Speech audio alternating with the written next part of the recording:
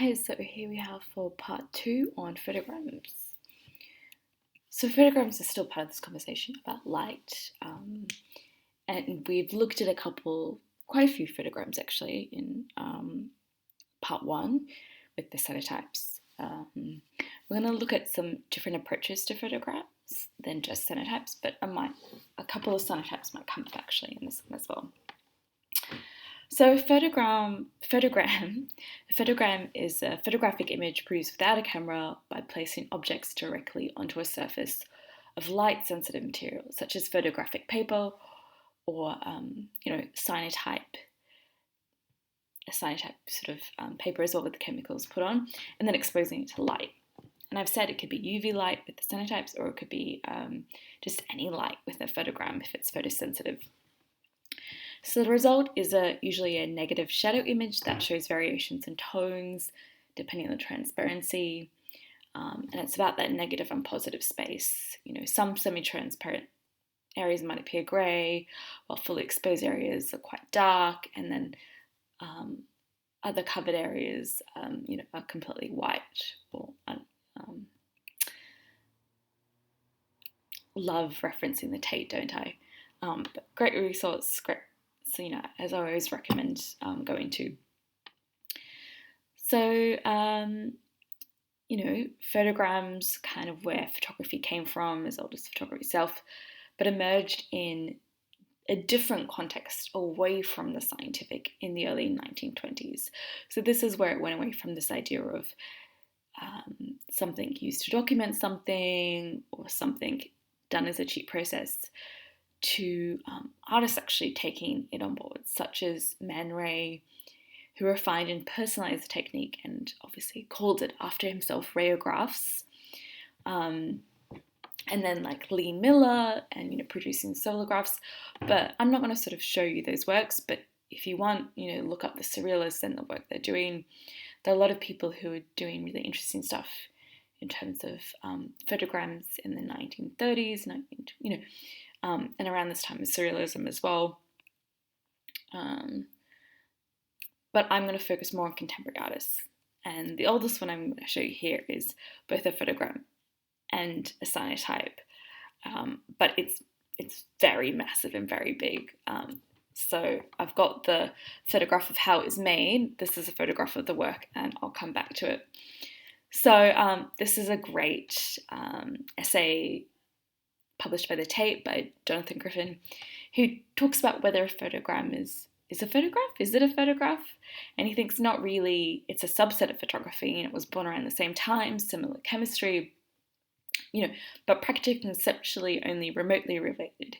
He thinks it's more of a photocopy, an X-ray, or a digital scan. But we see scans now as being, photographs too, because there are lights and there's glass and there's different elements in there.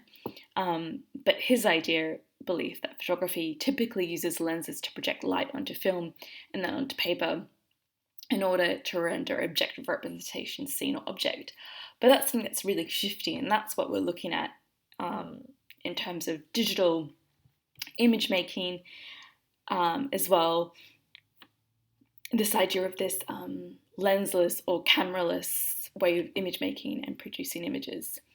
So he thinks it changed, it's important because it changed the world because of its reproducibility, but in his mind, he's not sure if we can call it a photograph itself. And then this is the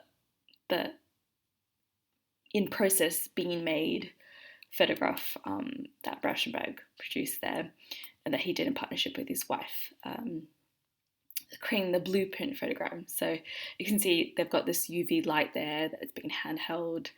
They're doing it in the studio, but it's a lot of paper, and it's a big space and a big area. So, and then going back to this idea of this sort of argument Jonathan Griffin's having in this essay, he's saying that photograms are unique and predictable. Photograms tell the truth, but only a slice of it, which we have discussed anyway in terms of photography, and that goes back to this idea of truth in photography and this idea that we should believe photography or not. So he thinks it's got more in common with printmaking and other older methods of image making. So I think that's something interesting to think about in terms of our discussions and a lot of our ideas we've been talking about in terms of theorists and their discussions about it. So for those of you who could not make the workshop, I thought we'd show this just really fun 1-minute video on how to make a photogram. Again, I'll put the link in the YouTube section, but you can click on the link in the PDF as well. So it's just a really short 1-minute video on how to produce a photogram.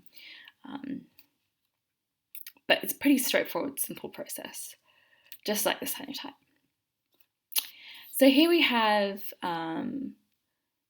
2 different photograms.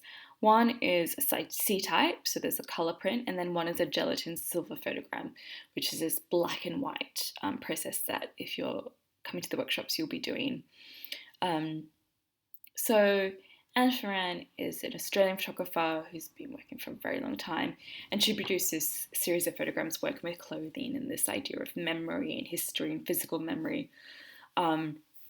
And you can see how the sheerness of the fabric has really worked in this ethereal, sort of ghostly way to evoke memory. And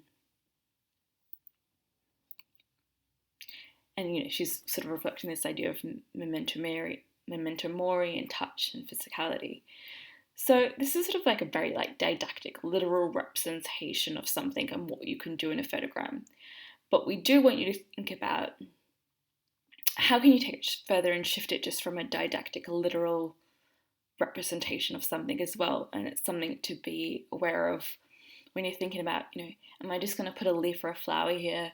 And what's the difference between me doing this and Anna Atkins versus thinking about actually what materials I'm going to use and how I'm pushing, how I'm experimenting, or what am I saying with these objects as well.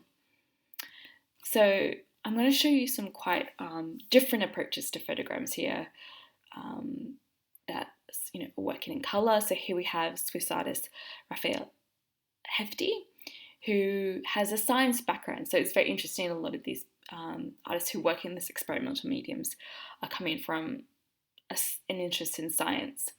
So he works with combustible moss spores on photographic paper in this series Lycopodium, where he exposes the paper and then he sets it alight.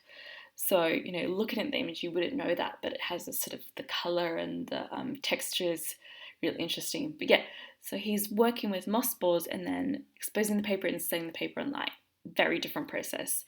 And, like to Anne Ferran, putting this object on the paper, exposing it, to this whole process that goes behind the image that we don't see and know about, but is part of this artist's way of working. And then Walid Beshti here, again, this camelerist process is about self-reflectiveness and formalism. They also all work with archive objects from their studios, cyanotypes and chemicals, and they work with scraps of paper and cards. So, layering scraps of paper, seeing how that works, folding things. There's a lot of different techniques here. Nathaniel Meloz worked with colourful and sort of photograms that are sort of inexpert and a bit messy to kind of contemplate and sort of kind of work in this way. There's a quote from them that say they were doing this in order to return to the cave, and when they exposed the prints, they completed and developed it in a friend's bathtub. So, what does it mean about this sort of haphazard way of working in terms of messy or letting yourself be open to the process and open to the experiment, which seems that experiment is quite key to how he works actually. And then Sam Falls here works with hand-dyed fabrics out in the sun with objects such as tires, planks, making basic photograms with exposures of weeks or months long so that it becomes very blurry and the object is not visible or very obvious to the viewer. He also uses coloured light to make luminograms, a cousin of the photogram, so it records not shadows but light itself. So emphasizing a painterly process, he also applies acrylic to match the printed colour. So he's not just doing the print, but then he's layering these other steps to it to take it somewhere else, or to sort of experiment with this idea of process further and adding other steps to his process. And then there's Farah Karapetian, apologies on the pronunciation, who orchestrates photograms with human figures. So if we go back to that Rauschenberg image, it is quite reminiscent of that, but very different content-wise. So she works with tableau featuring soldiers, riot police, on a one-to-one scale. So these are very large prints. When you see them in a gallery, they're massive in scale. And it's this idea that you can read in the description, chromogenic photogram from performance. So she's getting these people to perform, which is part of the work, the performance is part of the work. And it's visible through these, are these different exposures? Are they multiple people? So there's drama in the sense of how the method is used to produce this image. So it's not just still cell models, but like handmade props and these different things. But she's using this for a specific reason, not just because, it makes an interesting image, but she's talking about a very heavy content in a nuanced way. So she's looking at working with veterans of the US Armed Forces to recreate this idea of muscle memory in certain actions they no longer use. And then not just using these photographs, but other things in the space to really sort of add to this meaning and add to this story. And she's also done photographs of their weapons and created resin casts of their weapons, which she turns into photograms.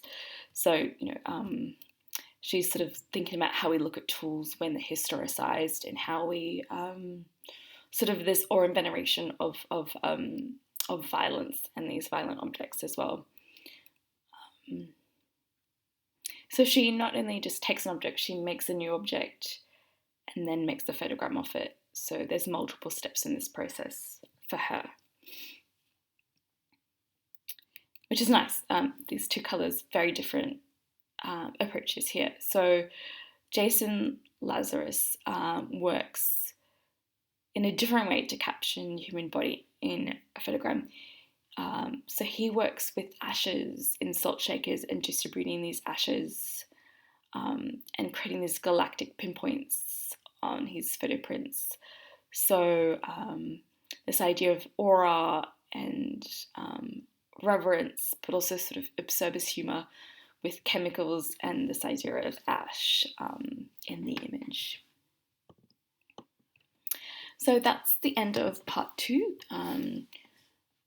The next part 3, the last one, will be on objects and photographs as objects and this idea of the digital and pixels.